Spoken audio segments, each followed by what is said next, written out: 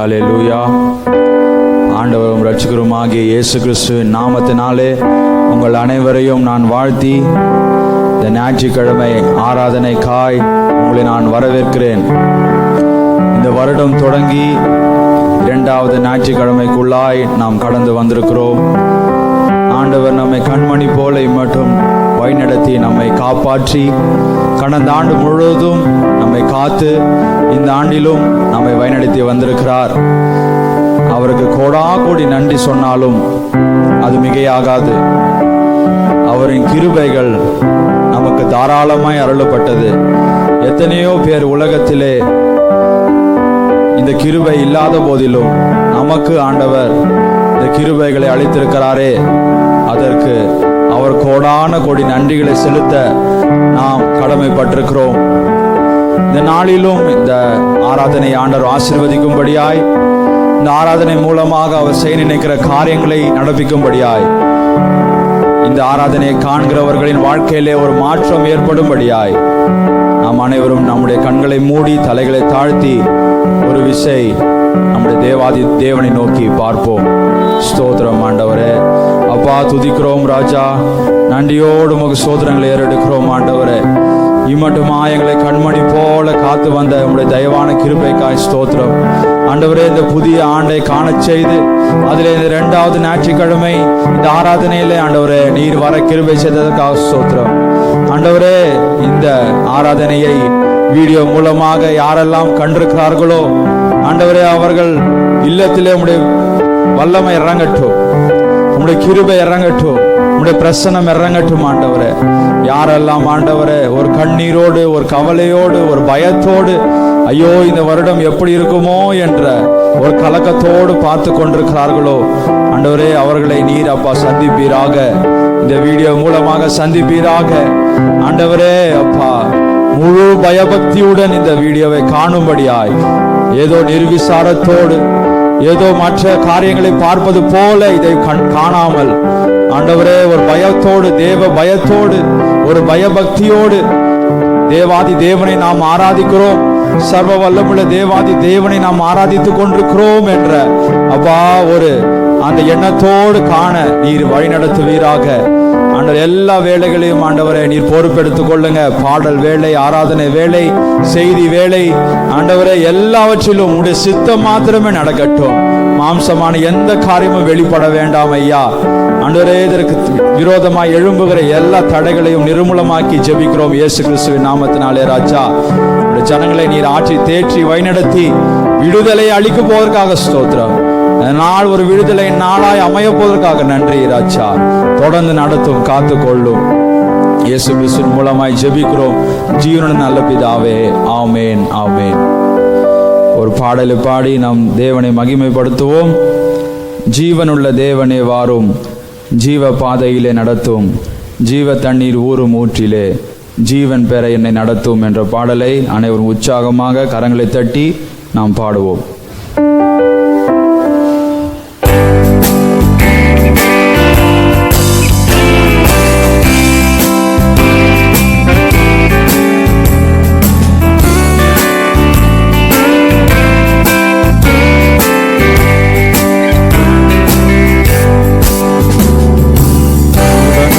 தேவனே வாரும், பாதையிலே நடத்தும், ஜீவனுள்ள தேவனே வாரும், பாதையிலே நடத்தும், ஜீவ தண்ணீர் ஓரும் ஊற்றிலே ஜீவன் பெற என்னை நடத்தும், ஜீவ தண்ணீர் ஓரும் ஊற்றிலே ஜீவன் பெற என்னை நடத்தும். இயேசுவே நீர் பெரியவர், இயேசுவே நீர் பரிசுத்தர், இயேசுவே நீர் நல்லவர், இயேசுவே நீர் வல்லவர், ஜீவ தண்ணீர் ஒரு மூற்றிலே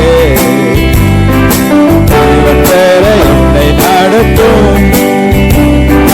ஜீவ தண்ணீர் ஒரு மூற்றிலே ஜீவன் பெற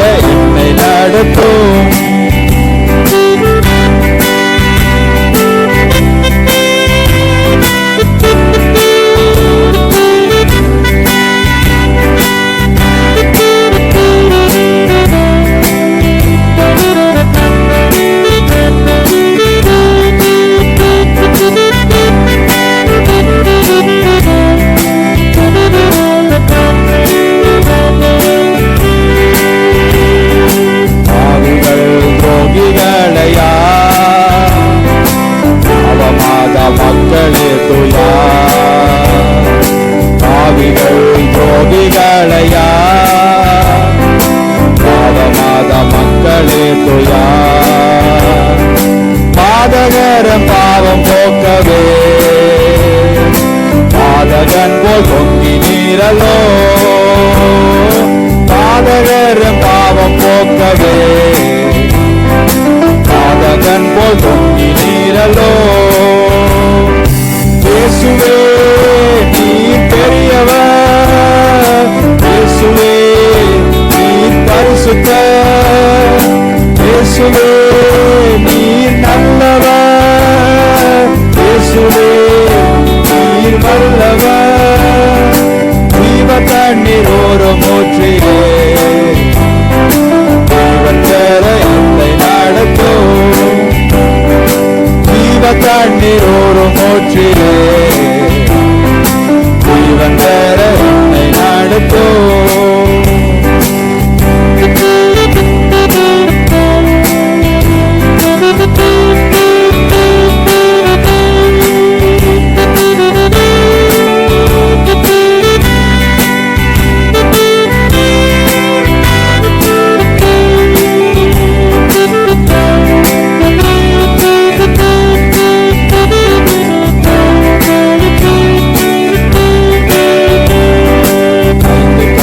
மக்களுக்காக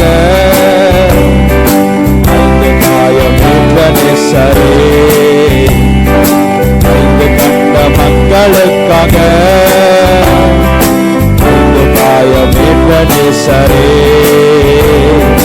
நொந்துருகி அந்த மக்கள் மேல் வீச ஆவி வீச செய்குவே, நொந்துருகி வந்த மக்கள் மேல் ஆவி வீச செய்குவே. இயேசுவே நீர் பெரியவர், இயேசுவே நீர் பரிசுத்தர், இயேசுவே நீர் நல்லவர், இயேசுவே நீர் வல்லவர். ஜீவ தண்ணீர் ஓரும் ஊற்றிலே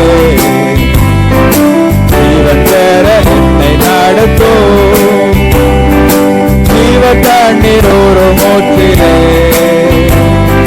ஜீவன் பெற என்னை நடத்தும்.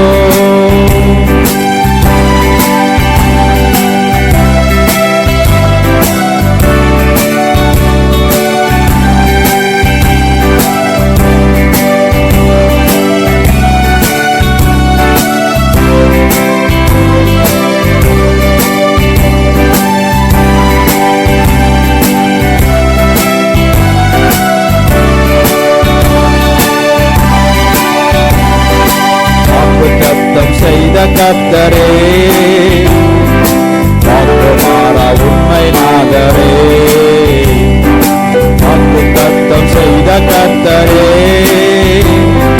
வாக்கு மாறா உண்மை நாதரே,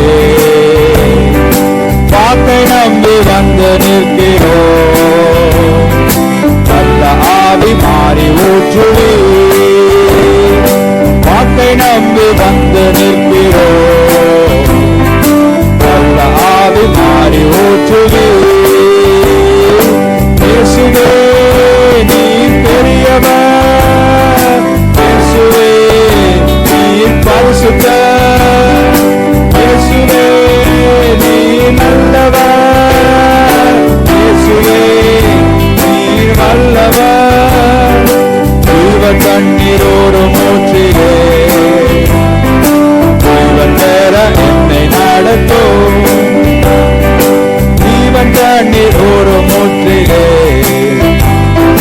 ஜீவன் பெற என்னை நடத்தும்.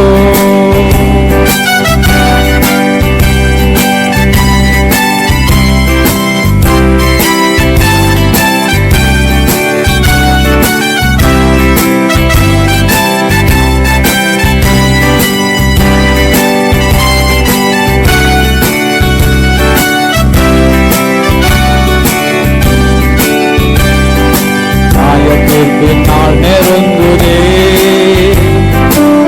சர்வார காலமாகுதே, நியாய தீர்ப்பின் நாள் நெருங்குதே, சர்வார காலமாகுதே. மாயலோகம் நம்பி மாண்டிடும், மானிடரை மீட்க மாட்டீரோ,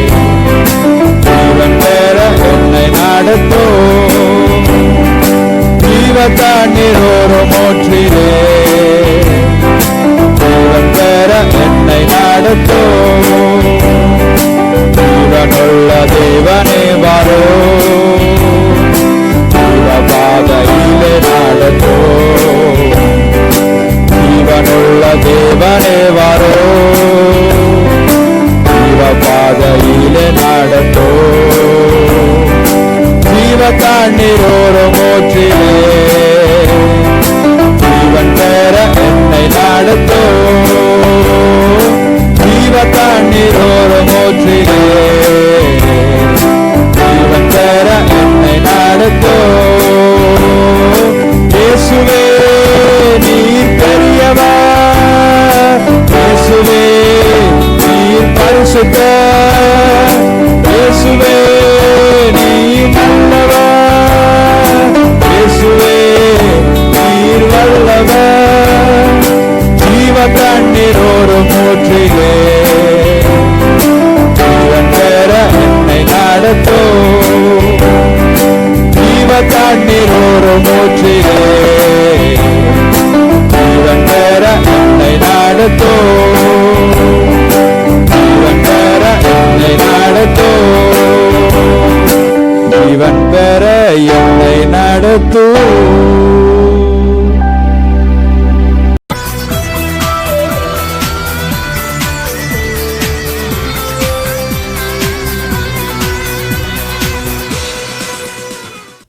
ஹல்லேலூயா.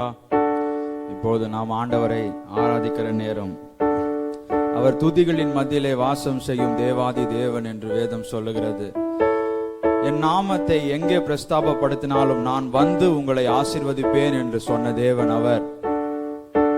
எங்கே 2-3 பேர் என் நாமத்தினாலே கூடினாலும் அவர்கள் மத்தியிலே நான் இருப்பேன் என்று சொன்ன தேவன் அவர். இப்பொழுதும் நாம் எந்த இடத்துல இருந்தாலும் நாம் ஆராதிக்கும் போது அவருடைய வல்லமை நம்மை மூடும், அவருடைய பிரசன்னம் நம்மை மூடும், அவருடைய அசைவாடுதலை நாம் உணர முடியும். அவர் சமீபத்திற்கு மாத்திரம் தேவன் அல்ல, தூரத்திற்கும் தேவனா இருக்கிறார். ஆகவே முழு உள்ளத்தோடும் முழு ஆத்மாவோடும் முழு பலத்தோடும் நாம் அவரை துதிக்கும் போது நாம் அவரை கண்டு கொள்ளலாம், அவருடைய பிரசன்னத்தை தரிசிக்கலாம். ஆகவே நாம் அனைவரும் அவரை உண்மையோடு ஆராதிக்கலாம். ஆண்டவரே உம்மை துதிக்கிறோம் ராஜா. தகப்பனே எங்கள் மத்தியில் இறங்கி வருவீராக. ராஜாவுமே நாங்கள் அழைக்கிறோம் ஆண்டவரே. யாரெல்லாம் இந்த வீடியோவை பார்க்கிறார்களோ, இந்த ஆராதனையில யாரெல்லாம் பங்கு பெற்றுக் கொண்டிருக்கிறார்களோ, அவர்கள் இல்லங்களிலே உடைய வல்லமை இப்போது இறங்கட்டுமாக.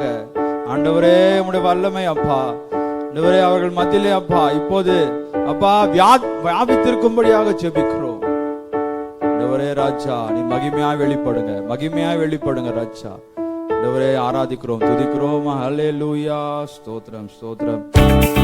ஆண்டவரே துதிக்கிறோம் அப்பா, உம்மை நன்றியோடு துதிக்கிறோம் ஆண்டவரே. ஆவியானவரே உம்மை நாங்கள் வாஞ்சிக்கிறோம் அப்பா. உம்முடைய மகிமையின் பிரசன்னம் ஆண்டவரே எங்கள் மத்தியில் இறங்கட்டும். நாங்கள் ஆராதிக்கிற வேளையிலே, நாங்கள் துதிக்கிற வேளையிலே உம்முடைய மகிமையின் பிரசன்னம் எங்கள் மத்தியில் இறங்கி வரட்டும் ஆண்டவரே. அப்பா உம்மை துதிக்கிறோம் துதிக்கிறோம் ராஜா. நன்றியோடு உம்மை ஸ்தோத்திரிக்கிறோம் ஆண்டவரே. ஆவியானவரே உம்மை வாஞ்சிக்கிறேன். ஆவியானவரே உம்மை வாஞ்சிக்கிறேன். மகிமையின் பிரசன்னம் நிறைவாய் இறங்கட்டும் இந்த வேளையிலே. அல்லேலூயா. மகிமையின் பிரசன்னம் நிறைவாய் இறங்கட்டும் இந்த வேளையிலே. ஆவியானவரே உம்மை வாஞ்சிக்கிறேன். ஆவியானவரே ஆமென் உம்மை வாஞ்சிக்கிறேன். மகிமையின் பிரசன்னம் நிறைவாய் இறங்கட்டும் இந்த வேளையிலே.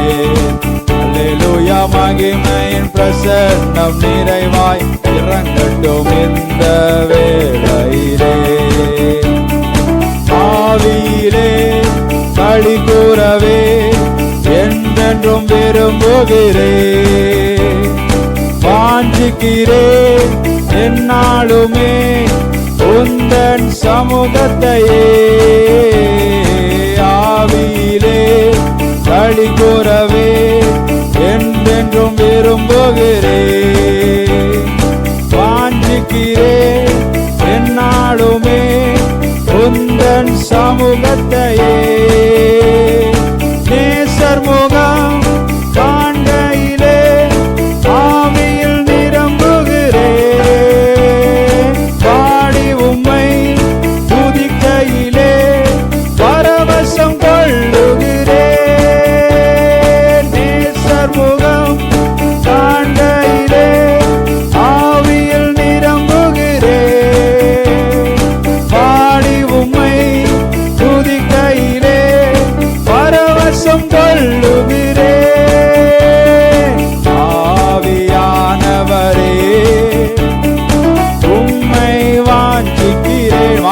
வாஞ்சிக்கிறோம் ராஜா. ஆவியானவரே உம்மை வாஞ்சிக்கிறேன். மகிமையின் பிரசன்னம் நிறைவாய் இறங்கட்டும் இந்த வேளையிலே. அல்லேலூயா. மகிமையின் பிரசன்னம் நிறைவாய் இறங்கட்டும் இந்த வேளையிலே. மேல் வீட்டரை அனுபவத்தை என்றென்றும் தந்திடுமே. ஆவி மழை கரை புரள தேசத்தை சந்தியுமே. மேல் வீட்டரை அனுபவத்தை என்றென்றும் தந்திடுமே. ஆவி மழை கரை புரள தேசத்தை சந்தியுமே. அஸ்திபாரம் அசைந்திடவே எழுப்பிடும் சபையோரை எழுப்புதலாம் புது உள்ளங்கள் உயிர்ப்பிக்க செய்திடுமே. அஸ்திபாரம் அசைந்திடவே எழுப்பிடும் சபையோரை எழுப்புதலாம் புது உள்ளங்கள் உயிர்ப்பிக்க செய்திடுமே. ஆவியானவரே உம்மை வாஞ்சிக்கிறேன். வாஞ்சிக்கிறோம் ராஜா. ஆவியானவரே உம்மை வாஞ்சிக்கிறேன். மகிமையின் பிரசன்னம் நிறைவாய் இறங்கட்டும் இந்த வேளையிலே. அல்லேலூயா. மகிமையின் பிரசன்னம் நிறைவாய் இறங்கட்டும் இந்த வேளையிலே. அல்லேலூயா. மகிமையின் பிரசன்னம் நிரம்பட்டும் இந்த வேளையிலே. நிரப்புங்க ராஜா. ஆண்டவரே ஒவ்வொரு நிரப்புங்க. உடைய மகிமையின் பிரசன்னம் ஒவ்வொரு இல்லத்திலும் கடந்து வரட்டும். உடைய மகிமையின் வல்லமை, உடைய மகிமையின் பிரசன்னம் ஆண்டவரே அனுப்புங்க ராஜா. அனுப்புங்க அனுப்புங்க ராஜா. ஆண்டவரே உம்மை வாஞ்சிக்கிற ஒவ்வொரு இல்லத்திலும், உம்மை வாஞ்சிக்கிற ஒவ்வொரு இல்லத்திலும் நீர் இப்போது பிரசன்னம் ஆவீராக. உடைய வல்லமை அவர்கள் உணர்வார்களாக. உடைய வல்லமை அவர்கள் உணர்வார்களாக. உடைய தொடுதலை அவர்கள் உணர்வார்களாக. ஆண்டவரே அப்பா அசைவாடுங்க ராஜா. உடைய வல்லமை இறங்கட்டும் ஆண்டவரே. ஓ மகிமையின் பிரசன்னம் நிறைவாய் இறங்கட்டும் இந்த வேளையிலே. அல்லேலூயா. மகிமையின் பிரசன்னம் நிறைவாய் இறங்கட்டும் இந்த வேளையிலே. அல்லேலூயா. மகிமையின் பிரசன்னம் நிறைவாய் இறங்கட்டும் இந்த வேளையிலே. அல்லேலூயா. மகிமையின் பிரசன்னம் நிறைவாய் இந்த வேளையிலே. உம்மை போற்றி பாடுவே எங்கள் உயர்ந்த கண்மலையே. உம்மை போற்றி பாடுவே எங்கள் உயர்ந்த கண்மலையே. உம்மை போற்றி பாடுவே எங்கள் உயர்ந்த கண்மலையே.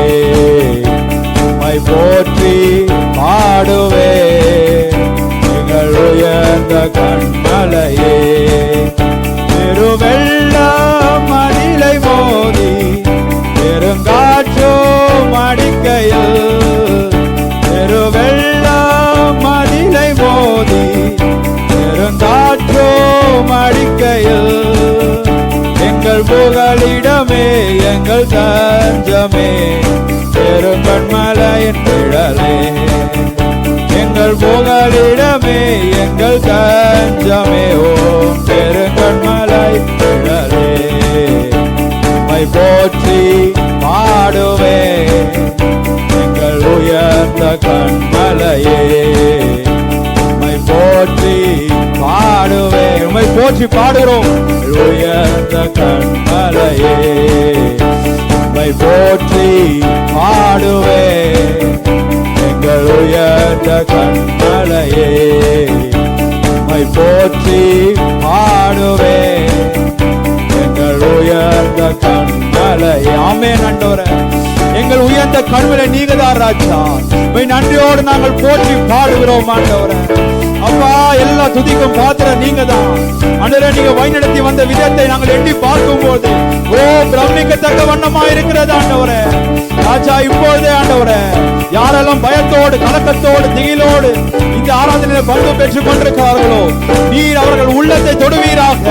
உடைய தொடுதலை அவர்கள் உணர்வார்களாக, உடைய அரவணைப்பை அவர்கள் உணர்வார்களாக. ராஜா ஆண்டவரே, உடைய வல்லமை இறங்கட்டும், உடைய அபிஷேக வல்லமை ஒவ்வொரு இல்லத்திலும் தொடரட்டும் ஆண்டவரே. அப்பா, இறங்கி வரட்டும் ஆண்டவரே. அப்பா, போற்றி பாடுவே எங்கள் உயர்ந்த கண்மலையே.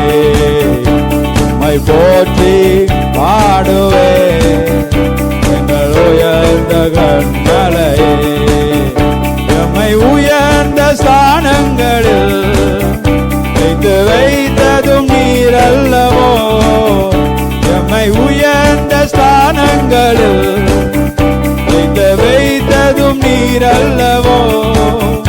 கண்மலை தேனும் படியும் எண்ணையோ தருவதும் நீர் அல்லவோ.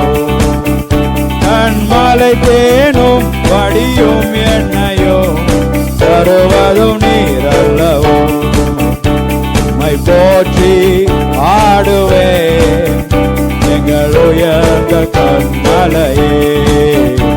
மை போற்றி ஆடுவே எங்கள் உயர்ந்த கண்மலையே. ஓ மகிமையின் பிரசன்னம் நிறைவாய் இறங்கட்டும் இந்த வேளையிலே. அல்லேலூயா, மகிமையின் பிரசன்னம் நிறைவாய் இறங்கட்டும் இந்த வேளையிலே. அல்லேலூயா, மகிமையின் பிரசன்னம் நிறைவாய் இறங்கட்டும் இந்த வேளையிலே. ஓ அல்லேலூயா, வல்லம் இறங்கட்டும் ஆண்டவரே. பரிசுத்த வல்லம் இறங்கட்டும் ராஜா. ஓ மகிமையான காரியங்களை செய்வீராக. ஓ ஹல்லேலூயா, ஓ ஸ்தோத்திரம் ஆண்டவரே. என்னிடத்தில் வருபவனை நான் புறம்பே தள்ளுவதில்லை. இயேசுவே, உந்தன் ஆசையை நம்பி ஆசையாய் உம்மை தேடி வந்தேன். என் பாத்திரம் நிரம்பி வழியுதே. நன்றியோடு நான் உம்மை ஸ்தோத்தரிப்பேன். என் பாத்திரம் நிரம்பி வழியுதே. நன்றியோடு நான் உம்மை ஸ்தோத்தரிப்பேன். ஒரு வார்த்தை சொல்லும் நான் சுகமடைவேன். நீர் எழுந்தருளும் நான் ஜெயம் பெறுவேன். ஒரு வார்த்தை சொல்லும் நான் சுகமடைவேன். நீர் எழுந்தருளும் நான் ஜெயம் பெறுவேன். ஒரு வார்த்தை சொல்லும் நான் சுகமடைவேன். நீர் எழுந்தருளும் நான் ஜெயம் பெறுவேன். என்னிடத்தில் வருபவனை நான் புறம்பே தள்ளுவதில்லை. இயேசுவே, உந்தன் வார்த்தையை நம்பி ஆசையாய் இன்று தேடி வந்தேன். என் பாத்திரம் நிரம்பி வழியுதே.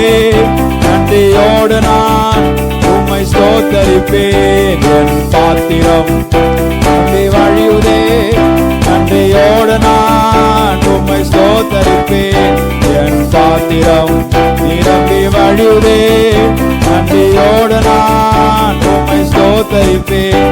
ஒரு வார்த்தை சொல்லும் நான் சுகமடைவேன். நீர் எழுந்தருளும் நான் ஜெயம் பெறுவேன். ஒரு வார்த்தை சொல்லும் நான் சுகமடைவேன். நீர் எழுந்தருளும் நான் ஜெயம் பெறுவேன். ஆமென் ராஜா. அப்பா, ஒரே ஒரு வார்த்தை சொல்லுங்க ராஜா. உடைய ஜனங்கள் சுகம் அடைவார்களே. அப்பா, உடைய ஜனங்கள் விடுதலை பெறுவார்களே. ராஜா, நீர் எழுந்தருளினால் எங்களுக்கு ஜெயம் உண்டாகுமே ராஜா. இப்போதே ஆண்டவரை எழுந்தருளுவீராக. இந்த ஜனத்துக்காக எழுந்தருளுவீராக. அப்பா, உம்மை துதிக்கிறோம் ஆண்டவரே. ராஜா, உம்மிடத்தில் வருகிற ஒருவரும் நீர் புறம்பே தள்ளாத தேவன் ஆண்டவரே. அப்பா, இப்போதே உம்முடைய வல்லமையால் நிரப்புங்க. உம்முடைய பரிசுத்த வல்லமை நிரப்பட்டும், நிரப்பட்டும், அக்கினி நிரப்பட்டும். ஓ பாலா ஷகரா தூரலா, அக்கினிமயமான நாவுகள் ஒவ்வொரு இல்லத்திலும் அமருவதாக. ஓ ஹல்லேலூயா. எல்லா கட்டுகள் கழன்று விழட்டும் இயேசு கிறிஸ்துவின் நாமத்தினாலே. ஓ ஆராதனை உமக்கே, ஆராதனை உமக்கே. ஓ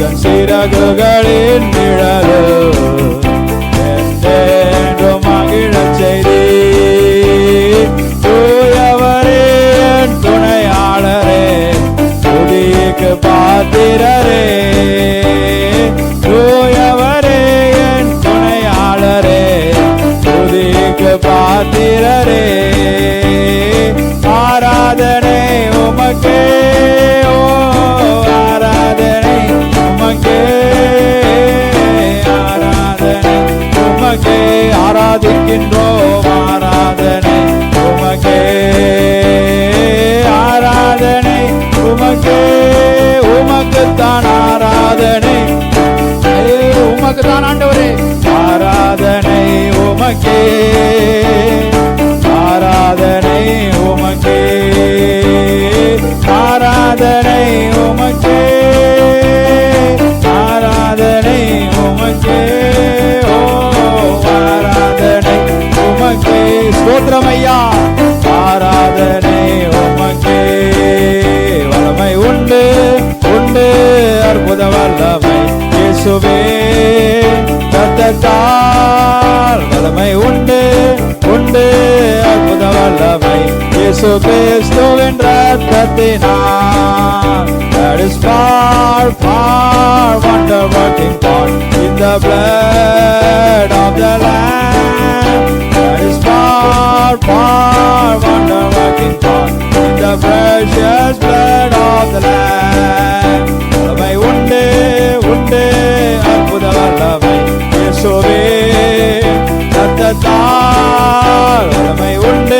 உண்டு உண்டு உண்டு அற்புத வல்லமை இயேசு கிறிஸ்துவின் ரத்தத்தினால் இயேசு கிறிஸ்துவின் ரத்தத்தினால் இயேசு கிறிஸ்துவின் ரத்தத்தினால் ஹல்லேலூயா ஆண்டவரே உம் ரத்தத்தின் வல்லமையினாலே எல்லா கட்டுகளும் கழன்று விடுவதாக உம் ரத்தத்தின் வல்லமையினாலே எல்லா வியாதிகளும் சுகமாவதாக உம் ரத்தத்தின் வல்லமையினாலே ராஜா எல்லா ஆண்டவரே எல்லா அங்கலாய்ப்புகளும் எல்லா ஆண்டவரே கவலைகளும் துக்கங்களும் ஆண்டவரே விலகி ஓடட்டும் இப்பொழுது விலகி ஓடட்டும் ராஜா ஆண்டவரே விலகி ஓடட்டும் ஜனங்களை சந்திப்பீராக ஜனங்களை சந்திப்பீராக இந்த ஆண்டு ஒரு புதிய உற்சாகத்தை கட்டளையிடுங்க எல்லாவற்றுக்கும் மேலாக ஒரு எழுப்புதலின் ஆவி இல்லங்கள் எல்லாம் பரவட்டும் இல்லங்கள் எல்லாம் பரவட்டும் ஜனத்தை சந்திப்பீராக ராஜா ஜனத்தை சந்திப்பீராக இப்பொழுது வல்லமையான கரம் ஆண்டவர் ஒவ்வொருவரின் மேலும் இறங்கட்டும் இப்பொழுது ஆண்டவர் இது எங்க இருந்து கண்டு கொண்டிருந்தாலும் சரி ஐயா அவர்கள் மேலே அவருடைய கரம் இறங்கட்டும் பலத்த கரம் அமரட்டும் ஓ ஸ்தோத்திரம் ஆண்டவரே ஓ பிரசன்னம் பிரசன்னம் தேவ பிரசன்னம் பிரசன்னம் பிரசன்னம் தேவ பிரசன்னம் ராஜா உம் பிரசன்னம் போதுமையா போதும் எனக்கு போதுமையா ராஜா உம் பிரசன்னம் போதுமையா எப்போதும் எனக்கு போதுமையா பிரசன்னம் பிரசன்னம் தேவ பிரசன்னம்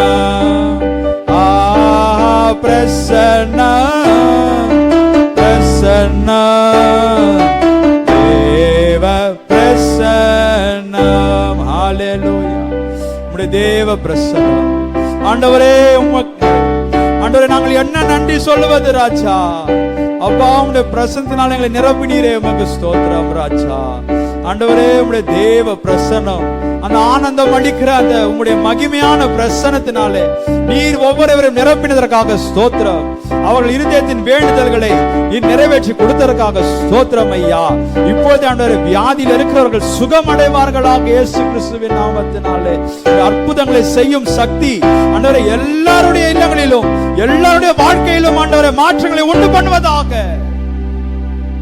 பாவமை துதிக்கிறோம் பாவமை நன்றியோடு ஆராதிக்கிறோம் நீ நிரப்பினதற்காக ஸ்தோத்திரம் நீர் அசைவாடினதற்காக ஸ்தோத்திரம் நீரே துதிக்கு பாத்திரர் அப்பா நீரே எல்லா துதிக்கும் கனத்துக்கும் மகிமைக்கும் பாத்திரர் உமக்கே எல்லா துதிகன மகிமை ஏறெடுக்கிறோம் ஆண்டவரே அப்பா ஸ்தோத்திரம் ஆண்டவரே மீட்பரும் ரட்சகருமாக இயேசு கிறிஸ்துவின் மூலமா இந்த ஆராதனை ஏறெடுக்கிறோம் ஏற்றுக்கொள்ளுங்க ஜீவன நல்ல பிதாவே ஆமேன் ஆமேன்.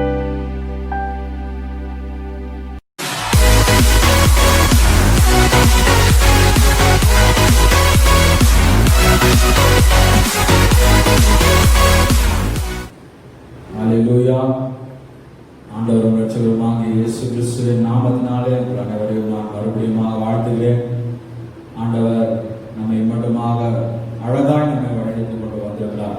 அவருடைய வழிநடத்துதல் அதிசயமானது, ஆச்சரியமானது. நம்முடைய பார்வைக்கு அது விளங்க முடியாத ஒன்றாக இருக்கிறது. அதற்கு அவரை கோடான கொடி ஸ்தோத்திரம் அவருக்கு நாம் செலுத்த கடமைப்பட்டிருக்கிறோம். இப்பொழுதும் கூட நாம் தேவ செய்திக்குள்ளாக கடந்து செல்லலாம். ஆண்டவர் நம்மோடு பேச நினைக்கிற வார்த்தையை அவர் நம்மோடு திஷ்டாந்தமாய் பேசும்படியாக, அதை கேட்டு நம்முடைய வாழ்க்கையில மாற்றம் உண்டாகும்படியாக அவர் நம்மிடத்தில் என்ன எதிர்பார்க்கிறார், என்ன நாம் செய்ய வேண்டும் என்று விரும்புகிறார், அப்படி நாம் செய்தோமானால் அவர் நம் வாழ்க்கையில் என்ன காரியத்தை செய்வார் என்பதை நாம் அறிந்து அதன் மூலமாக நாம் ஆண்டவரிடத்தில் இன்னும் கிட்டி சேரும்படியான ஒரு அனுபவத்திற்குள்ளாக வரும்படியாக நாம் ஆண்டவரிடத்தில் செபித்து இந்த செய்தி வேலைக்குள்ளாக நாம் செல்லலாம். ஸ்தோத்திரம் ஆண்டவரை துதிக்கிறோம் ராஜா. ஆண்டவரே, இம்மட்டும் நீங்க வேலைக்கு அந்த கிருபைக்கா ஸ்தோத்திரம். ஆராதனையில நீங்க மகிமைப்பட்டீங்க, இடைப்பட்டீங்க உங்களுடைய ஜனத்தோடு. அப்பா அம்மா நன்றியோடு துதிக்கிறோம். இந்த செய்தி வேலையிலையும் ஆண்டவரே, நீர் உங்களுடைய வார்த்தையின் மூலமா ஒரு ஜனத்தோடு பேசுங்க. வார்த்தை அனுப்பி அவரை சுகமாக்கினீர் என்ற வசனத்தின்படி ஆண்டவரே ராஜா, உங்களுடைய வார்த்தையை அனுப்பி ஆண்டவரே உங்களுடைய வார்த்தையானது தான் செய்ய ஆண்டவரே எந்த காரியத்திற்காக அனுப்பப்பட்டதோ அந்த காரியத்தை செய்யாமல் அதை திரும்ப வராது ராஜா. அப்பா, நாங்கள் வாசிக்கிறோமே ராஜா, ஆண்டவரே உங்களுடைய ஜனத்தோடு நீ பேசுவீரா, நீரே முன்னின்று பேசுவீராக ஆண்டவரே ராஜா. அப்பா, என்னை மறைத்து நீர் அப்பா முன்னின்று பேசுவீராக. உங்களுடைய ஜனத்தோடு மாம்சமான எந்த காரியமும் ஆண்டவர் வெளிப்பட வேண்டாம். மாம்சமான ஒரு காரியமும் ஆண்டவரே அப்பா வரக்கூடாது ராஜா. நீரே வார்த்தையாக நின்று பேசிட்டாங்க. செபிக்கிறோம், தொடர்ந்து காத்துக் கொள்ளுங்க. நீ பேசுகிற வார்த்தைகள் வாழ்க்கையில பெரிய மாற்றங்களை கொண்டு வரும். செபிக்கிறோம் ஆண்டவரே, ஸ்தோத்திரம் ஐயா. நன்றியோடு துதிக்கிறோம் ராஜா. இயேசு மூலம் ஜெபங்களும் ஜீவன் நல்ல பிதாவே, ஆமென் ஆமென். நாம் தேவனுடைய வார்த்தைகளை செல்லலாம். இன்றைக்கு நம்மோட ஆண்டவர் பேசுகிற வார்த்தை ஏசாயா தீர்க்கதரிசியின் புஸ்தகம் 55ஆம் அதிகாரம் 3ஆம் வசனம். ஏசாயா 55:3. உங்கள் செவியை சாய்த்து என்னிடத்தில் வாருங்கள், கேளுங்கள், அப்பொழுது உங்கள் ஆத்மா பிழைக்கும். தாவீதுக்கு அருளின நிச்சயமான கிருபைகளை உங்களுக்கு நித்திய உடன்படிக்கையாக ஏற்படுத்துவேன். இதுதான் ஆண்டவர் நம்மோடு பேசுகிற வார்த்தை. தாவீதின் உடன்படிக்கை, டேவிட்ஸ் கவனன்ட். நான் இந்த வருடத்தின் தொடக்க நாட்களில் இருக்கிற நமக்குள்ளே நம்மிடத்திலே அவர் ஒரு உடன்படிக்கை செய்ய வேண்டும் என்று விரும்புகிறார். ஆண்டவர் நம்மோடு ஒரு உடன்படிக்கை செய்ய வேண்டும் என்ற விருப்பத்துடன் இருக்கிறார். அது என்ன உடன்படிக்கை என்றால், தாவீது ராஜாவோடு அவர் பண்ணின உடன்படிக்கை.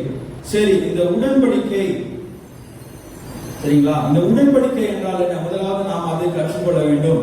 உடன்படிக்கை என்றால் என்ன? What is mean by covenant? சரிங்களா? அப்போ எபிரேய மொழியில் இதற்கு பெரிட் என்று பெயர்.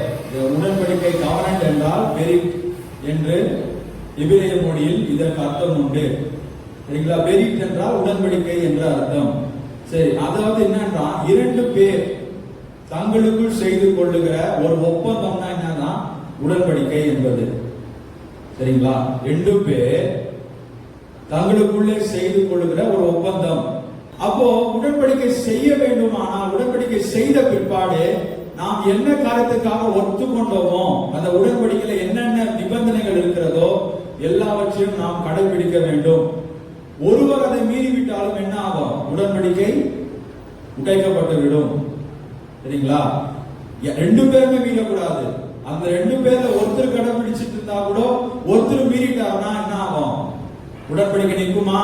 நிற்காது. அப்போ உடன்படிக்கை செய்த பிற்பாடு நாம் எப்படி இருக்கணுமா? அந்த உடன்படிக்கையில் இருக்கிற நிபந்தனைகள், அந்த உடன்படிக்கையில என்னென்ன அம்சங்கள் இருக்கிறது எல்லாத்தையும் நாம் என்ன பண்ணணும்? கடைபிடிக்க வேண்டியது அவசியமா இருக்கிறது. வேதத்திலே அநேக பரிசுத்தவான்களிடத்தில் ஆண்டவர் உடன்படிக்கை செய்திருக்கிறார்.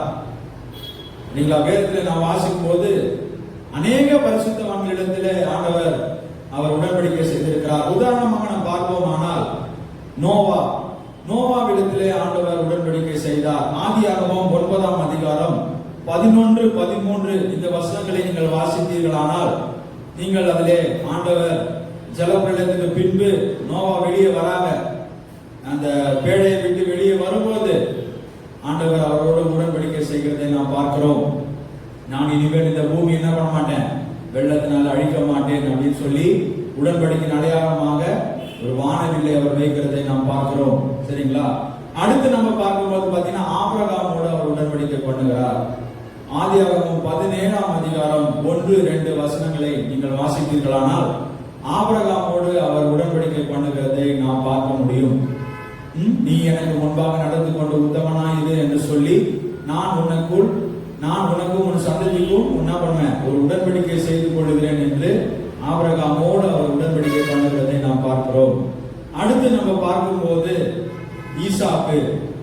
ஈசாக்கோடும் ஆண்டவர் உடன்படிக்கை செய்த ஆதியாகமம் 26ஆம் அதிகாரம் 1-5 வசனங்கள் நீங்கள் வாசிக்கும் போது ஈசாக்கோடு ஆண்டவர், ஈசாக்கு பஞ்சம் வந்த போது எகிப்துக்கு போகலாமா என்று அவர் நினைத்துக் கொண்டிருந்த போது ஆண்டவர், இல்லை வேண்டாம், நீ போகாதே, இங்கே இரு, உன் தகப்பன் என்னுடைய பேச்சை கீழே நடந்ததுனால நான் உன்னை நிச்சயமாய் ஆசீர்வதித்து உன்னை பெருக பண்ணுவேன் அப்படின்னு சொல்லி ஈசாக்கோடு ஒரு உடன்படிக்கை பண்ணுகிறதை நாம் பார்க்கிறோம். அடுத்து பாத்தீங்கன்னா யாக்கோபோடு உடன்படிக்கை பண்ணுகிறதை பார்க்கிறோம். ஆதியாகமம் 28ஆம் அதிகாரம் 12-15 வசனங்களை நீங்கள் வாசிக்கும் போது யாக்கோபோடு அவர் ஒன்றுமில்லாமல் வெறுங்கையனாய் போய் வனாந்திரத்தில் தூங்கி கொண்டிருக்கும் போது ஆண்டவர் சொப்பனத்திலே அவரோடு உடன்படிக்கை பண்ணுகிறதை நாம் பார்க்கிறோம்.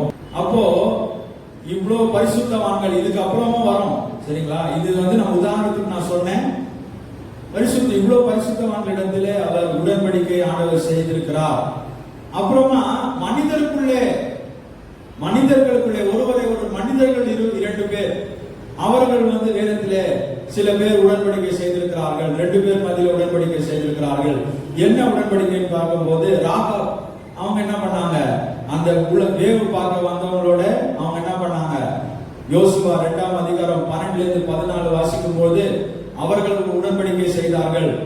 நான் அவங்க தேடி வரும்போது இவங்க 2 பேரும் மறைச்சிட்டு என்ன சொல்றாங்க, நீங்க இந்த நகரத்தை பிடிக்க வரும்போது என்னையும் என் குடும்பத்தையும் நீங்க என்ன பண்ணணும், நிச்சயமாய் காப்பாற்றி ஆகணும் அப்படின்னு சொல்லி 2 பேரும் மத்தியில ஒரு உடன்படிக்கை நடக்கிறது. அந்த வேவு பார்க்க வந்தவங்களோடும் ராகாவோடும் ஒரு உடன்படிக்கை நடக்கிறதை நாம் பார்க்கிறோம்.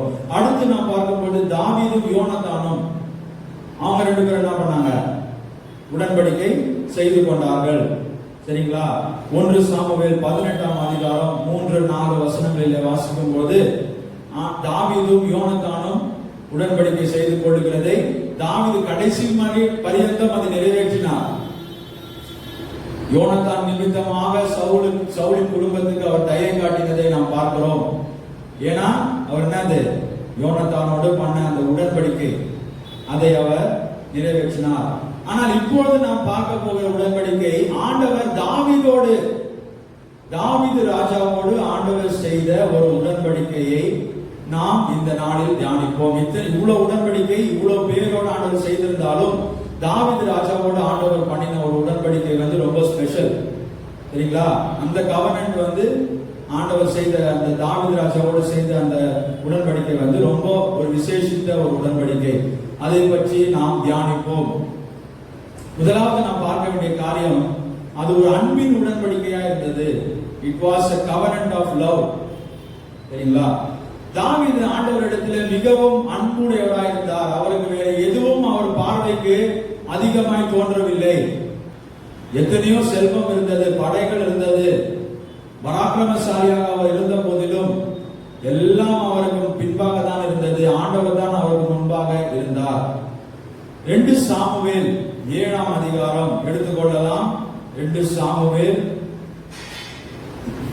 7ஆம் அதிகாரம் அந்த பகுதியிலே ஆண்டவர் தாவீதோடு செய்கிற அந்த உடன்படிக்கையை நாம் பார்க்கலாம்.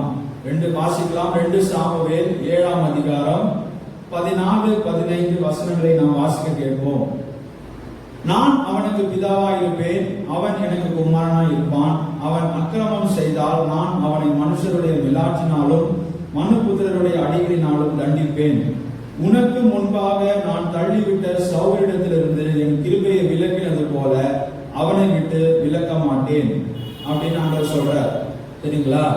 அப்போ ஆண்டவர் தாவீது ஏன் ஆண்டவர் தாவீதோட ஏன் இந்த உடன்படிக்கை செய்தார்னா, அவர் ஆண்டவரிடத்துல வைத்திருந்த ஒரு அன்பு. அவர் அளவு கடந்தமாய் ஆண்டவரை நேசித்தார். நம்ம சங்கீதங்களில நாம் அநேக இடத்துல வாசிக்கலாம். அவர் எவ்வளவு அன்பு ஆண்டவர் மேலே வைத்திருந்தார் என்பதை அவருக்கு வேற எதுவுமே அவருக்கு பெருசா தோணல. அவருக்கு மனைவிகள் இருந்தாங்க, பிள்ளைகள் இருந்தாங்க, ராஜ்யபாரம் இருந்தது, அரண்மனை இருந்தது, எல்லாமே இருந்த போதிலும் நான் அரண்மனையிலே வாசம் பண்ணுகிறேன், ஆனால் கர்த்தருடைய பெட்டியோ திரைகளுக்கு உள்ளே வாசம் பண்ணுகிறதே, அவருக்கு ஒரு ஆலயத்தை கட்ட வேண்டுமே. ஆண்டவர் கடந்த காரியத்திலே அவர் நாம் எப்படி இருந்தாரு?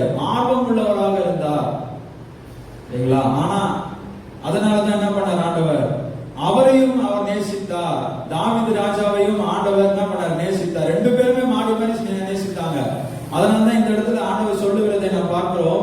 சவுலுக்கு பண்ணுமே, நான் உனக்கு என்ன பண்ண மாட்டேன், என் கிருபையை உன்னை விட்டு விலக்க மாட்டேன் அப்படின்னு ஆண்டவர் சொல்றார். நிச்சயமாய் உன் சந்ததியிலே ஒரு விளக்கு வைக்கப்படும் அப்படின்னு ஆண்டவர் வாக்கு கொடுக்கிறார். ஏன்னா ஆண்டவர் தாவீதை மிகவும் நேசித்தார். அவர் என்னதான் தப்பு பண்ணினாலும் அவர் மேல இந்த கிருபையை அவர் விலக்கவில்லை. சரிங்களா? அதனால நாம் அவரிடத்திலே அன்பு கூற வேண்டும். ஆண்டவரை காட்டிலும் வேறு எந்த மனிதரும், எந்த பொருளும், எந்த ஒரு காரியமும் மேலே வந்துடக்கூடாது. இருதயத்திலே ஆண்டவருக்கு தான் முதலிடம் கொடுக்க வேண்டும். ஆண்டவரிடத்திலே தான் நாம் முதலாக அன்பு செலுத்த வேண்டும்.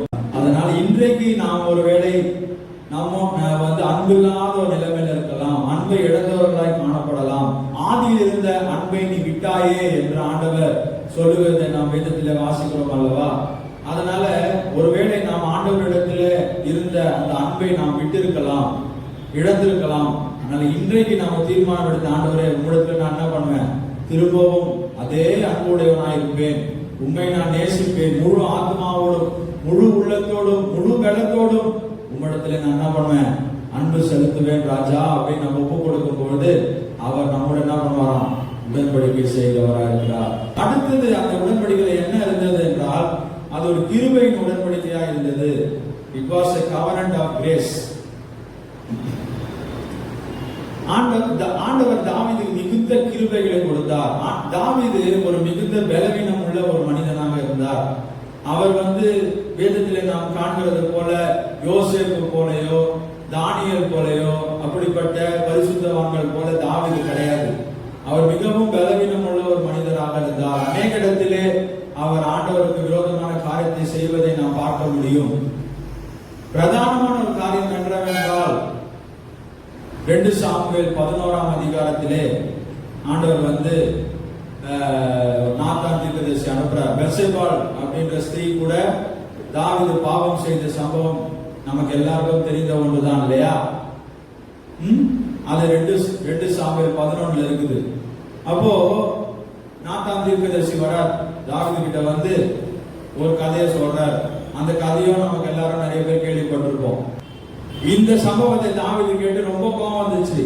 யார் அது, அவன் கொல்லப்பட வேண்டும் அப்படின்னு சொல்லும் போது, நீயே அந்த மனுஷன் அப்படின்னு சொன்ன மாத்திரத்திலே ஆண்டவரிடத்தில் அவர் என்ன பண்றார், நான் பாவம் செய்தேன் என்று அவர் அறிக்கை எடுக்கிறதை நாம் பார்க்கிறோம்.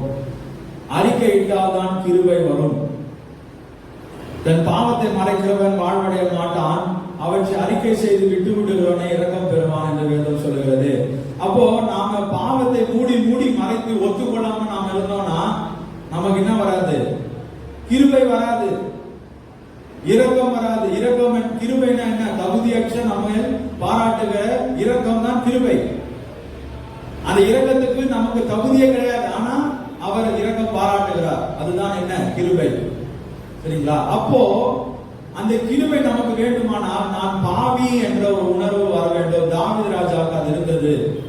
அதனாலதான் ஆண்டவர் அவரோட உடன்படிக்கை பண்ணினார். உடனே அடுத்த செகண்ட் நீ அந்த மனுஷன் சொன்ன உடனே அவர் என்ன பண்றார், ஆமா நான் பாவம் செய்தேன், என் கர்த்தருக்கு விரோதமா என்ன பண்ணிட்டேன், பாவம் பண்ணிட்டேன். உடனே ஆண்டவருக்கு கிருபையாய் மன்னிக்கிறார். பிள்ளை அடித்தாலும் கூட அவருடைய பிராணனை ஆண்டவர் காப்பாற்றினார் என்பதை நாம் பார்க்கிறோம். சரிங்களா? அப்போ நாமும் கிருபையை பெற்றுக்கொள்ள வேண்டும் என்றால் நாம் முதலாவது நம்முடைய பாவத்தையும் அக்கிரமத்தையும் நாம் ஒத்துக்கொள்ள வேண்டும், அவற்றை அறிக்கையிட வேண்டும். சரிங்களா? நம்ம ரொம்ப நம்ம ரொம்ப பர்ஃபெக்ட். சில பேருக்கு அந்த மாதிரி ஒரு எண்ணம் உண்டு.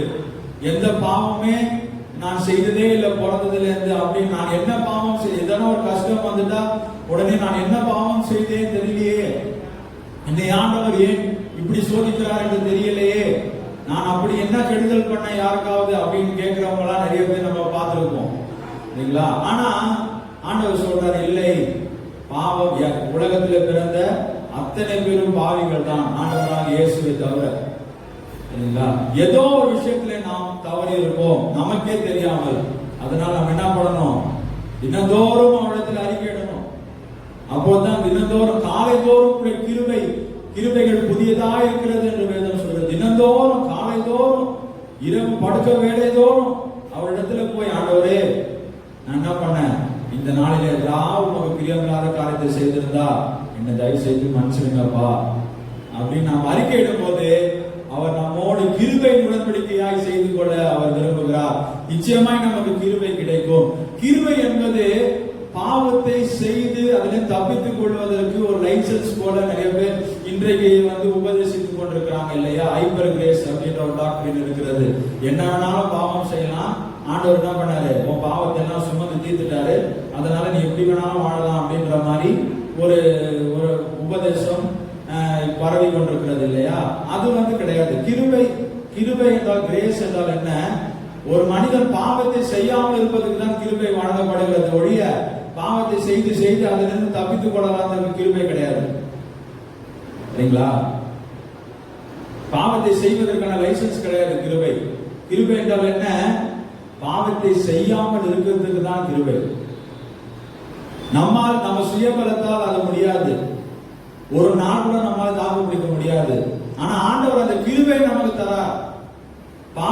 பாவத்தை செய்யாமல் வாழ்வதற்கான அந்த கிருபையை நமக்கு அவர் தரும்போது நாம் எப்படி இருப்போமா, பரிசுத்தமாய் நம்மால் வாழ முடியும். அதுதான் இந்த உடன்படிக்கை. அவர் நம்மோடு உடன்படிக்கை செய்வார்.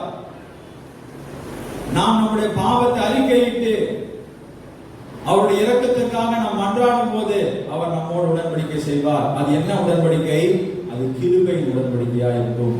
நமக்கு அவர் கிருபை அளிப்பார் சரிங்களா. அடுத்து நாம் பார்க்கும் போது அந்த உடன்படிக்கையில என்ன மூன்றாவது அம்சம் என்ன இருந்தது என்றால், அது ஒரு விசுவாசத்தின் உடன்படிக்கையா இருந்தது. It was a covenant of faith. சங்கீதம் 16ஆம் அதிகாரம் 8ஆம் வசனத்திலே நாம் வாசிக்கலாம். எடுத்துக்கொள்ளுங்க. சங்கீதம் 16:8. கர்த்தரை எப்போதும் எனக்கு முன்பாக வைத்திருக்கிறேன், அவர் என் வலது பாரிசத்தில் இருக்கிறபடியால் நான் அசைக்கப்படுவதில்லை என்று நாம் பார்க்கிறோம். எந்த அளவுக்கு விசுவாசம் ஆண்டவர் மேலே தாவீது வைத்திருந்தார், எப்படிப்பட்ட ஒரு நம்பிக்கை, நான் அசைக்கப்படுவதில்லை. சவுல் துரத்தி கொண்டிருக்கிறார் தாவீது, அப்போதான் என்ன பண்றாரு, கர்த்தரை நான் எக்காலத்திலும் ஸ்தோத்திரிப்பேன், அவர் துதி எப்போதும் வாயில் இருக்கும் என்று எப்போ பாடுறாரு, சவுல் ராஜா துரத்தி கொண்டிருக்கும் போது பாடுறாரு. அப்போ எந்த அளவுக்கு தாவீது ராஜா ஆண்டவர் மேலே நம்பிக்கை வைத்திருந்தார். நிச்சயமாய் ஒரு நாள் நம்மை ஆண்டவர் உயர்த்துவார் என்ற நம்பிக்கை அவருக்கு இருந்தது, அந்த விசுவாசம் அவருக்கு இருந்தது. அதனால்தான் அவர் சொல்றாரு, கர்த்தரை நான் எப்போதும் எனக்கு முன்பாக வச்சிருக்கிறேன். அவர் இருக்கிறதுனால நான் என்ன பண்ண மாட்டேன், அசைய மாட்டேன்.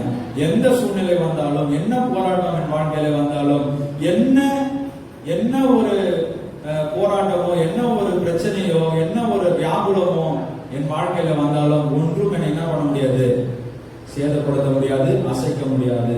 அந்த அளவுக்கு அவர் விசுவாசம். ஏன் தெரியுமா, ஆண்டவர் அவரோட உடன்படிக்கை பண்ணினார். அந்த உடன்படிக்கை விசுவாசத்தின் உடன்படிக்கை. ஆண்டவர் வாக்கு கொடுத்தார், நான் உன்னை ராஜாவாய் அபிஷேகம் பண்ணி உன்னை ராஜாவாக உயர்த்துவேன் என்ற வாக்குத்தத்தம் கொடுத்தார். சரிங்களா. உன் வம்சத்திலே ஒரு விளக்கு எரியும், உன் சிங்காசனம் என்றைக்கும் நிலைக்கப்படும் என்று சொன்னார். அந்த ஆண்டவர் கொடுத்த வாக்குத்தத்தம், அந்த உடன்படிக்கையில் இருக்கிற அம்சமே அதுதான். என்றைக்கும் உன்னுடைய வம்சம் அழியாது, உன் ராஜ்யபாரம் என்னைக்குமே என்ன பண்ணாது, அழியாது. சரிங்களா. அதனால தாவீதுடைய உடன்படிக்கை விசுவாசத்தின் உடன்படிக்கை. அதனாலதான் அவர் அசையவே இல்லை. நீங்க சங்கீதம் 23:4 23ஆம் அதிகாரம் 4ஆம் வசனத்தை நீங்கள் வாசிக்கும் போது நாம எல்லாருக்கும் தெரிந்த வசனம் இல்லையா? என்னது? நான் மரண இருளின் பள்ளத்தாக்கில் நடந்தாலும் பொல்லாப்புக்கு பயப்பட ஒரு மனிதன் சொல்ல முடியுமா? அது சொல்றதுக்கு அளவுக்கு நம்மளுக்கு விசுவாசம் உறுதியா இருக்க வேண்டுமானால் அவர் நம்மளோட உடன்படிக்கை பண்ணிருக்கணும், நாம அவரோட உடன்படிக்கை பண்ணிருக்கணும். ஒரு நிமிஷம் ஆராய்ச்சி பாருங்க. இப்போ ஒரு சின்ன பிரச்சனை இருந்தாலே நம்ம ஆடுறோமே, சின்ன பிரச்சனை நம்ம புலம்புறோம், முறுமுறுக்கிறோம், வியாகுலப்படுறோம், ஐயோ போச்சு, ஆண்டவர் ஏன் இந்த மாதிரி செய்யறாரு தெரியல, எவ்வளவு அங்கலாய்ப்பு. ஆனா தாவீது என்ன பண்ணல? அசையவே இல்லை, அவர் மனம் கலங்கவே இல்லை.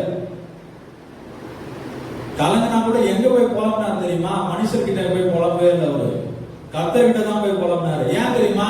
அவரு கூட தான் உடன்படிக்கை இருந்தது. புரியுதுங்களா? ஆண்டவரோட தான் உடன்படிக்கை இருந்தது. அதனால என்ன பண்றாரு? என்ன நடந்தாலும் சரி ஆண்டவர்கிட்ட போய் முறையிடுறாரு. நீங்களும் என்ன பண்ணுவீங்க? என்ன பிரச்சனை வந்தாலும் சரி மனுஷர்கிட்ட போய் புலம்ப மாட்டீங்க, ஆண்டவர்கிட்ட போய் சொல்லுவீங்க.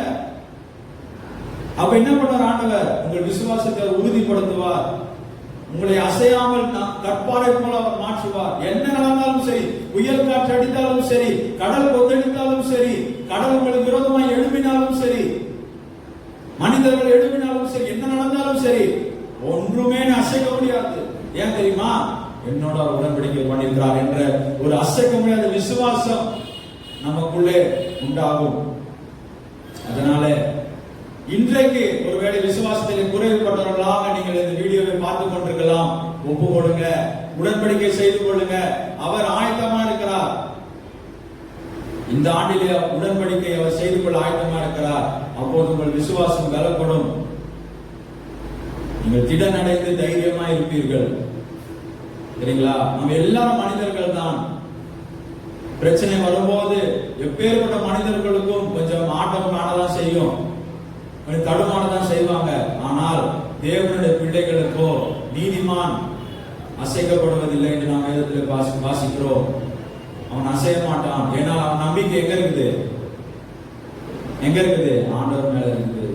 மனிதர்கள் மேல வைத்தா நம்பிக்கை ஆகும், பொருட்கள் மேல வச்சா நம்பிக்கை அசையும். ஆனால் தேவன் மேலே நாம் நம்பிக்கை வைப்போம், ஆனால் அது நிச்சயமா ஒரு நாளும் நம்மை கைவிட மாட்டார். அதனால இது ஒரு விசுவாசத்தின் உடன்படிக்கையா இருந்தது. அடுத்து நாம் பார்க்கும் போது இது கீழ்ப்படிதலின் உடன்படிக்கை. It was a covenant of obedience. அப்போஸ்தலர் நடவடிக்கைகள் 13ஆம் அதிகாரம் எடுத்துக்கொள்ளலாம். தாவீது எப்படிப்பட்டவராக இருந்தார் ஆண்டவருடைய பார்வைக்கு என்று ஆண்டவரே சாட்சி கொடுக்கிறார். தாவீது பற்றி எடுத்துக்கொள்ளலாம். அப்போஸ்தலர் 13ஆம் அதிகாரம் 22ஆம் வசனம். பின்பு அவர் அவனை தள்ளி தாவீதை அவர்களுக்கு ராஜாவாக ஏற்படுத்தி ஈசாயின் குமாரனாகிய தாவீதை என் இருதயத்துக்கு ஏற்றவனாக கண்டேன், எனக்கு சித்தமானவைகளை எல்லாம் அவன் செய்வான் என்று அவனை குறித்து சாட்சி கொடுத்தார். ஆண்டவரே சாட்சி கொடுக்கிறார். என்னது? இருதயத்திற்கு ஏற்றவன், எனக்கு என்னெல்லாம் பிடிக்குமோ அவன் செய்வான். நம்மை பார்த்து ஆண்டவர் இந்த வார்த்தையை சொல்ல முடியுமா? கீழ்ப்படிதல். ஆண்டவருடைய பேச்சை அவர் மீறவே இல்லை. கீழ்ப்படுதல் என்றால் என்ன? ஒரு ஆண்டவருடைய கட்டளைகளை நாம் கைக்கொள்வதுதான் கீழ்ப்படிதல். கீழ்ப்படிவதன் மூலமாகத்தான் நாம் ஆண்டவரிடத்தில் வைத்திருக்கிற அன்பை நாம் நிரூபித்து காட்ட முடியும். வேறு ஒண்ணுமே சொல்லி அவரை நாம் ஏமாற்ற முடியாது. எதுவுமே ஆண்டவர் பார்க்க மாட்டார். என் வார்த்தைக்கு கீழ்ப்படுறியா, என் சித்தத்தை செய்றியா, நான் வேணாம் சொன்னா நீ வேணான்றியா, நான் வேண்டும் சொன்னா நீ வேண்டும்ன்றியா, அதுதான் அவர் பார்ப்பார். ஆகவே இன்றைக்கு ஆண்டவர் நம்மோடு தெட்டும் தெளிவாக பேசிக் கொண்டிருக்கிறது. என் வார்த்தைகளுக்கு கீழ்ப்படி, உன்னோடு நான் உடன்படிக்கை செய்ய விரும்புகிறேன். அது என்ன உடன்படிக்கை? கீழ்ப்படுதலின் உடன்படிக்கை. வார்த்தைக்கு அப்படியே செவி சாய்க்கணும். இம்ப்ளிசிட் ஒபீடியன்ஸ் சொல்லுவாங்க. இம்ப்ளிசிட் ஒபீடியன்ஸ்னா அப்படியே உட்கார்னா உட்கார், எழுந்திரினா எழுந்திரி, போனா போ, வானா வா. ஏன் எதுக்கு கேள்விலாம் கேட்கக்கூடாது. அதுதான் அப்படிப்பட்ட ஒரு கீழ்ப்படுதல் தான் தாவீது ராஜாவுக்கு இருந்தது. சரிங்களா? நாம் பார்க்கிறோம் வேதத்துல, நாம் அநேக இடத்துல பார்க்கலாம், ஒரு விஷயத்தை செய்வதற்கு முன்பாக கூட தாவீது வந்து ஆண்டவரிடத்துல விசாரித்து தான் செய்தார். சரிங்களா? நம்ம போலாமா, நீங்க எனக்கு கொடுப்பீங்களா, நான் இதை செய்யலாமா? ஆண்டவரிடத்துல நாம் விசாரிக்கிறோமா? எந்த காரியத்தை செய்வதற்கு முன்பாக நாம் ஆண்டவரிடத்துல அப்படி விசாரிக்கிறோமா, விசாரித்து செய்கிறோமா என்பதை நாம் சற்று யோசித்து பார்ப்போம். இல்லை நாம் மாம்சத்திலே முடிவுகளை எடுக்கிறோமா என்பதை நாம் யோசித்து பார்க்க வேண்டும். ஆனால் தாவீதே ஒரு விஷயத்துல தவறினார். அதை நான் முன்பாக சொன்னது போல அவர் பலவீனம் உள்ள ஒரு மனிதன். சரிங்களா? 1 சாமுவேல் 27ஆம் அதிகாரம் 1ஆம் வசனத்தை நாம் வாசிக்கும் போது தாவீது ஒரு முடிவு பண்றார். பின்பு தாவீது, நான் எந்த நாளாகிலும் ஒரு நாள் சவுலின் கையினால் மடிந்து போவேன். இனி சவுல் இஸ்ரவேலின் எல்லைகளில் எங்கேயாவது என்னை கண்டுபிடிக்கலாம் என்கிற நம்பிக்கை அற்று போகும்படிக்கும், நான் அவன் கைக்கு நீங்களா இருக்கும்படிக்கும் நான் பெலிஸ்தரின் தேசத்துக்கு போய் தப்பித்துக் கொள்வதை பார்க்கிலும் நலமான காரியம் வேறு இல்லை என்று தன் இருதயத்திலே சொல்றான். இருதயத்திலே ஒரு யோசனை பண்றார். அவருக்கு என்ன ஆகுது? அவர் வந்து ஆண்டவரிடத்துல இந்த இடத்துல அவர் ஆலோசனை கேட்காம என்ன பண்றாரு? தானாகவே அவர் முடிவெடுப்பதை நாம் பார்க்கிறோம். இதை எடுத்ததுனால அவருக்கு வந்த விளைவு என்ன? எல்லாம் கொள்ளையடிக்க போய் மனைவிகள், பிள்ளைகள், எல்லா சொத்துக்கள், எல்லா அவருடைய ஆட்களுக்கு கூட இருந்தவங்க எல்லாருமே என்ன பண்ணிட்டாங்க? களவாடிட்டு போயிட்டாங்க. நம்ம 28ல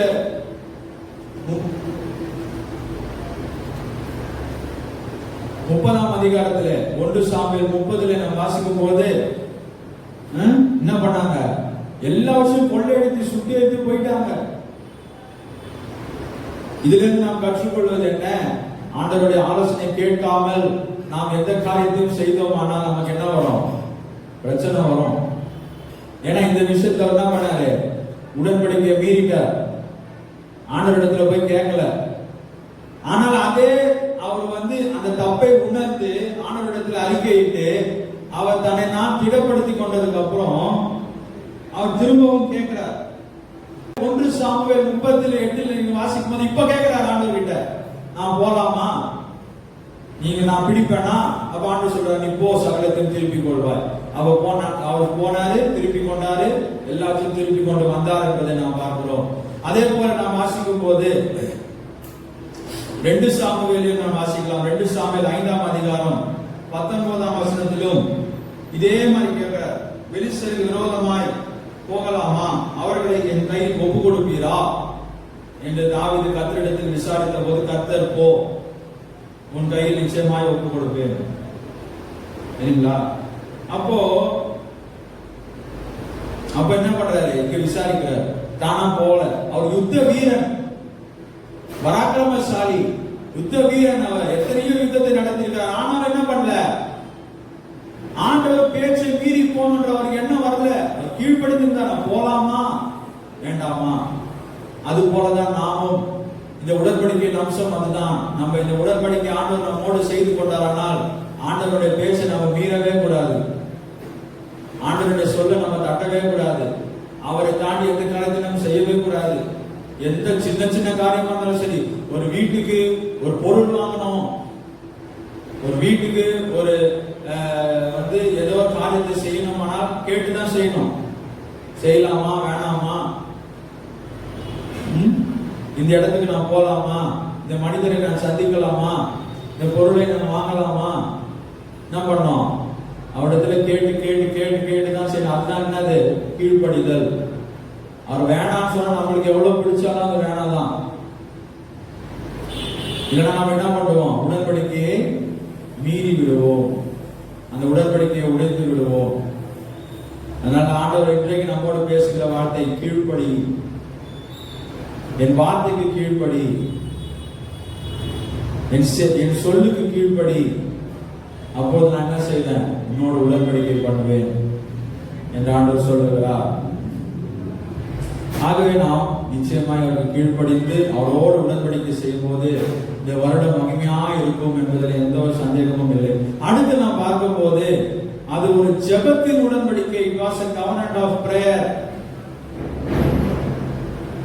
அது ஜெபத்தின் உடன்படிக்கையா இருந்தது. தாவீது ஒரு ஜெப வீரன். சங்கீதத்துல சங்கீதம் முழுவதுமே அவர் ஜெபிக்கிற ஜெபம் தான் அது.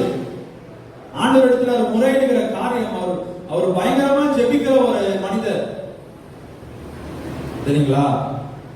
அதனால ஆண்டவர் என் இருதயத்திற்கு ஏற்றவன் என்று சாட்சி கொடுத்தா ஜெபிக்கிறவங்களை தான் ஆண்டவருக்கு பிடிக்கும். நான் கிறிஸ்தவன் என்ற பேரினாலேயோ, நான் ரட்சிக்கப்பட்டேன் என்ற பேரினாலேயோ, ஞானஸ்தானம் எடுத்தாலும் கூட, அபிஷேகமே எடுத்தாலும் கூட நான் ஜெபிக்காமல் இருந்தேன், ஆனால் எனக்கும் ஆண்டவருக்கும் சம்பந்தம் இல்லை. கரெக்டா? எனக்கும் ஆண்டவருக்கும் அது சம்பந்தமே கிடையாது. ஜெபம் இல்லாத வாழ்க்கை கூரை இல்லாத வீடுக்கு சமானம். எது வேணாலும் நுழையும், சரிங்களா? அதனால நாம் ஜெபிக்கிறவர்களாய் மாற வேண்டும், ஜெபிக்கிறவர்களாய் மாற வேண்டும். 2 சாமுவேல் 7ஆம் அதிகாரம் 18 இருந்து 29 வசனங்கள் வரைக்கும் நீங்க வாசிச்சீங்கன்னா தாவீது பண்ற ஜெபம் அங்க இருக்குது. இந்த உடன்படிக்கை ஆண்டவர் செய்த பிற்பாடு தாவீது போய் ஆண்டவரிடத்துல ஜெபிக்கிறார். என்ன அழகா ஜெபிப்பார் தெரியுமா? நீங்க வாசித்து பாருங்க. இவ்வளவு தூரம் நான் கொண்டு வந்ததுக்கு எம்மாத்திரம் ஐயா அப்படின்னு கேட்பார். 18ஆம் வசனம் மட்டும் வாசிக்கிறேன். அப்பொழுது தாவீது ராஜா உட்பிரவேசித்து கர்த்தருடைய சமூகத்திலிருந்து, கர்த்தராகிய ஆண்டவரே, தேவரீர் என்னை இதுவரைக்கும் கொண்டு வந்ததற்கு நான் எம்மாத்திரம், என் வீடும் எம்மாத்திரம் அப்படின்னு சொல்வார். அப்படியே 29 வரைக்கும் அவர் ஜெபிக்கிறார். ஆண்டவர் சமூகத்தில் போய் அவர் ஜெபிக்கிறார். அது இது உடன்படிக்கை பண்ணதுக்கு அப்புறம், நான் ஒரு ராஜ்யம் என்றைக்கும் இருக்கும் அப்படின்னு ஆண்டவர் வாக்கு கொடுத்த அப்புறமா இது நடக்குது. அவர் உட்பிரவேசித்து, எம்மட்டும் இப்படி நடத்தி கொண்டு வந்தீங்களே, நான் எம்மாத்திரம், ஆடு மேய்ச்சிட்டு இருந்தேன், நான் என் தகப்பனால புறக்கணிக்கப்பட்டேன், என் சகோதரர்களால புறக்கணிக்கப்பட்டேன், என்ன ஒரு பொருட்டா கூட யாருமே மதிக்கல. சாமுவேல் அவர் வீட்டுக்கு அபிஷேகம் பண்றதுக்கு போறாரு.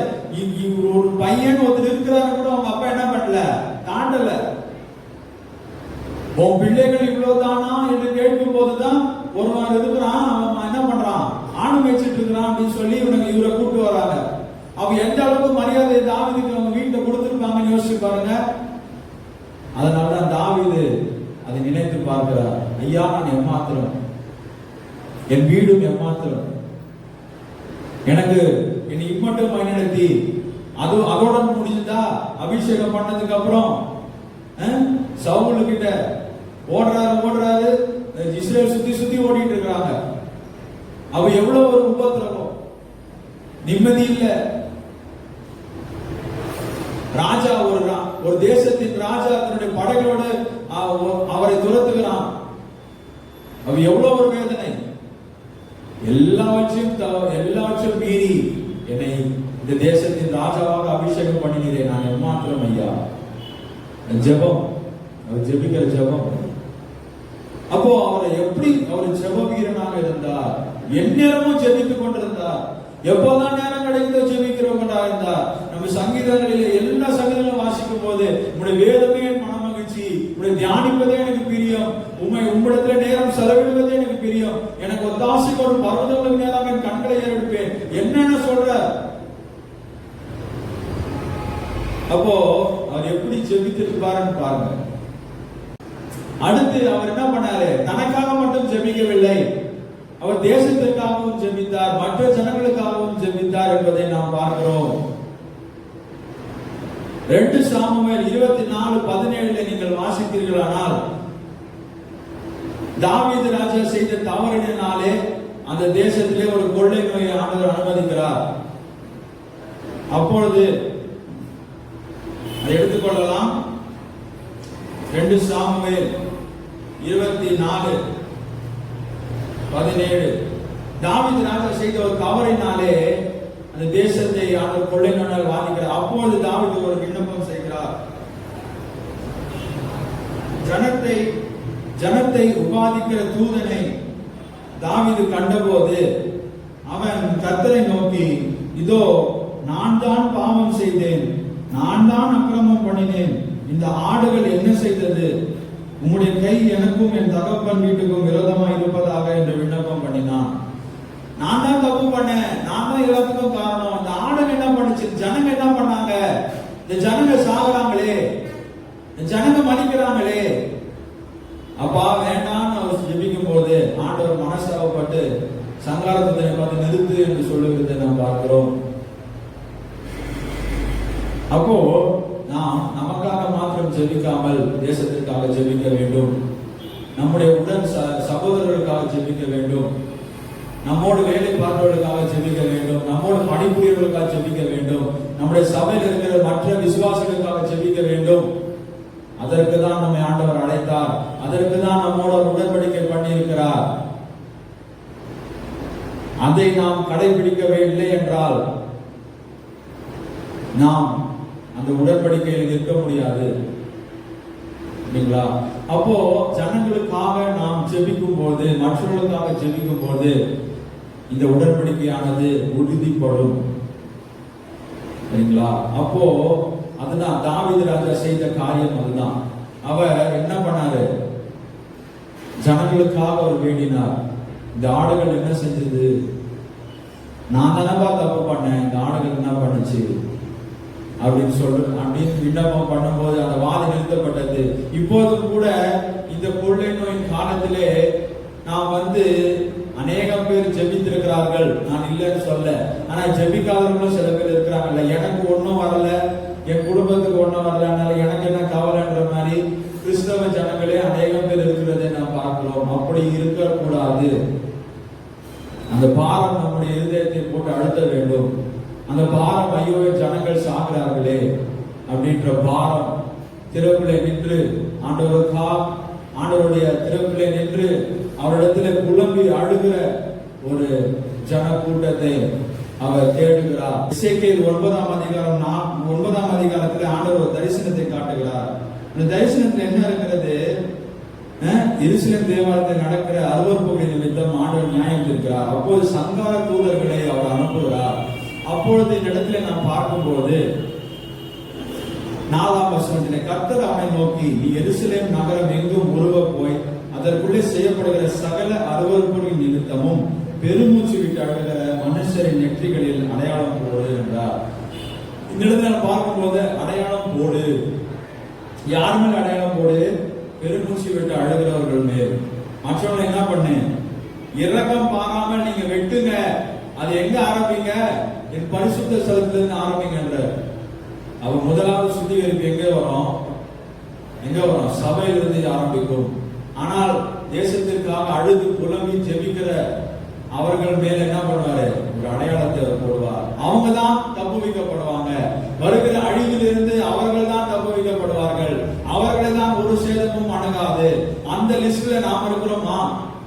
யோசிக்க வேண்டும். நாம் ஜெபிக்கிறோமா அப்படி? அப்போ நாம் இன்னும் அந்த உடன்படிக்கைக்குள்ள வரவில்லை என்ற அர்த்தம். ஒருவேளை இன்றைக்கு இதுவரைக்கும் நாம் இந்த தேசத்திற்காக ஜெபிக்கல, இதுவரைக்கும் நான் என் ஜனத்துக்காக ஜெபிக்கல, இதுவரைக்கும் சபைக்காக நான் ஜெபிக்கல, நான் எனக்காகவே ஜெபிச்சுட்டேன் அப்படின்ட்டு நீங்க ஒருவேளை அந்த நிலைமையில் இருந்தீர்களானால் இன்றைக்கு ஒப்பு கொடுங்க, தேசத்திற்காக ஜெபிங்க. நிச்சயமாய் ஆண்டவர் நம்மோட ஒரு உடன்படிக்கை செய்வார். அதுக்கப்புறம் எசேக்கியேல் 14,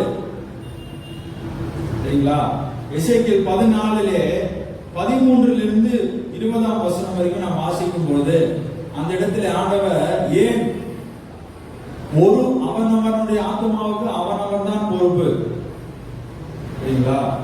அப்போ இந்த இடத்துல ஆண்டவர் சொல்றார், எசேக்கியேல் 14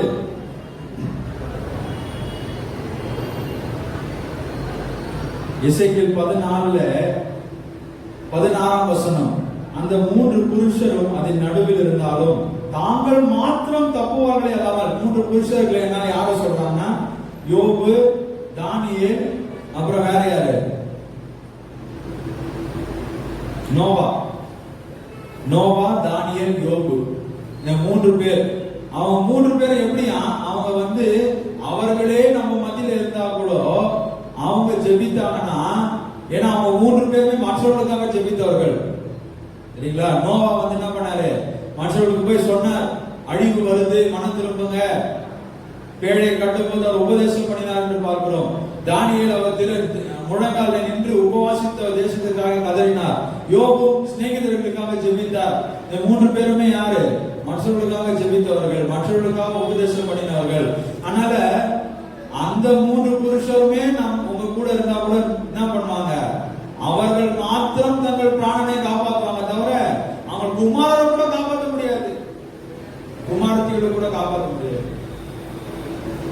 அது போலதான் தேசத்துக்காக யார் ஜெபிக்கிறாங்களோ அவங்க மட்டும் தான் காப்பாற்றப்படுவாங்க. வேற யாருமே என்ன பண்ண மாட்டாங்க, காப்பாற்றப்பட மாட்டாங்க. அதனால ஒரு ஜெபத்தின் உடன்படிக்கை இது.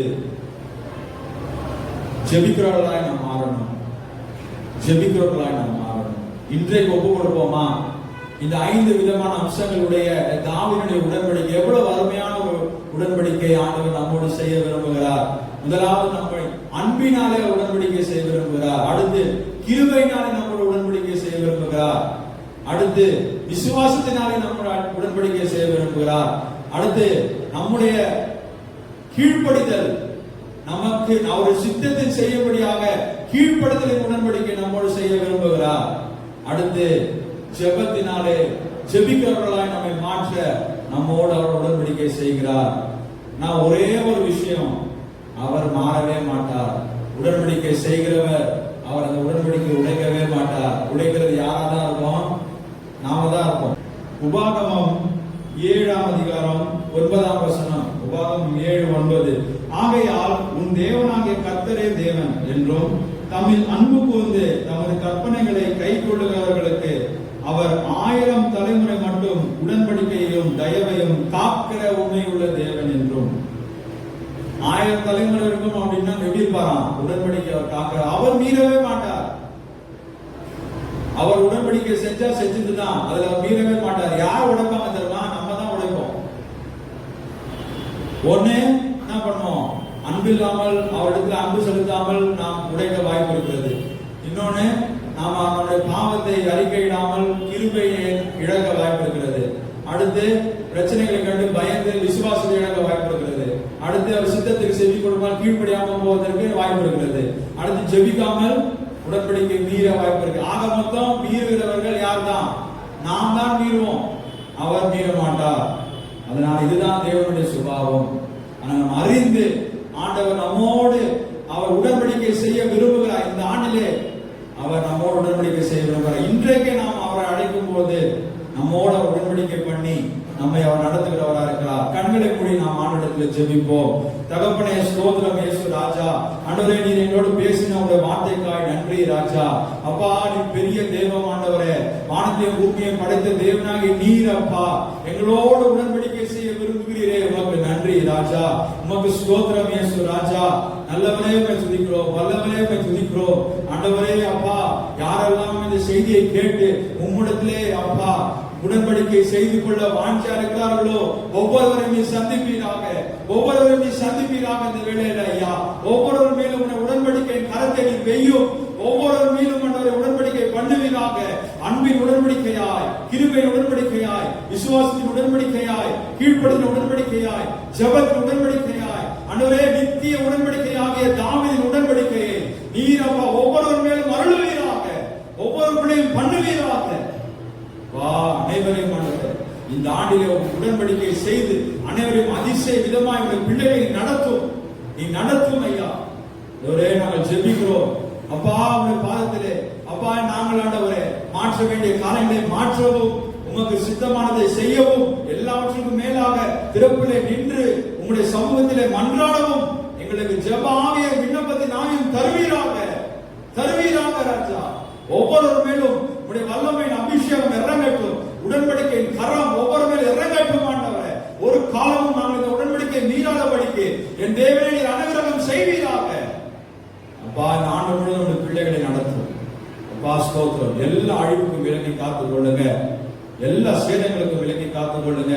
இந்த ஆண்டு ஒரு புதிய மாற்றத்தின் ஆண்டாய் ஆண்டவரே அப்பா வாழ்க்கை மறுரூபமாக ஒரு ஆண்டாய் அமைவதாக நீர் அப்படி செய்ய போற கிருபைக்காய் ஸ்தோத்திரம், கொடாபடி ஸ்தோத்திரம். ரட்சகரும் மீட்பருமாக இயேசு கிறிஸ்துவின் மூலமாக ஜெபிக்கிறோம் ஜீவனுள்ள நல்ல பிதாவே.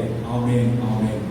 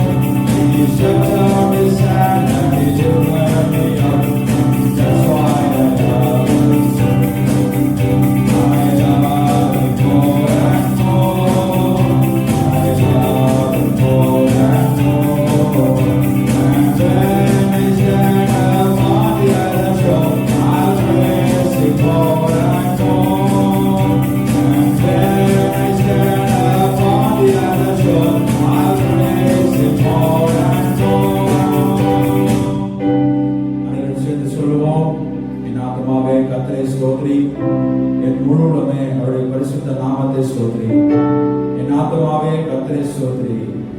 அவர் செய்த சகல உபகாரங்களையும் மறவாதே.